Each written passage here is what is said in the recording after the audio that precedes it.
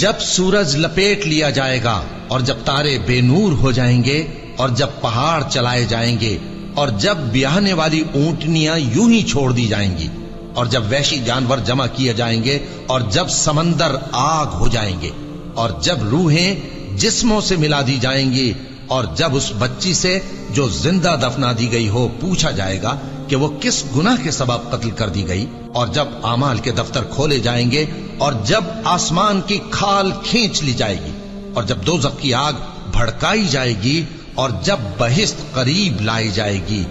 تب ہر شخص معلوم کر لے گا کہ وہ کیا لے کر آیا ہے۔ پس میں ان ستاروں کی قسم کھاتا ہوں جو پیچھے ہٹ جاتی ہیں اور جو سیر کرتے اور غائب ہو جاتی ہیں، اور رات کی قسم جب وہ پھیلنے لگتی ہے، اور صبح کی قسم جب وہ نمودار ہوتی ہے، کہ بے شک یہ قرآن اس فرشتہ عالی مقام کا سنایا ہوا پیغام ہے جو صاحب قوت ہے، مالک عرش کے ہاں اونچے درجے والا ہے، سردار ہے، ساتھ ہی امانت دار ہے۔ اور مکے والو، تمہارے رفیق یعنی ہمارے پیغمبر صلی اللہ علیہ وآلہ وسلم دیوانے نہیں ہیں،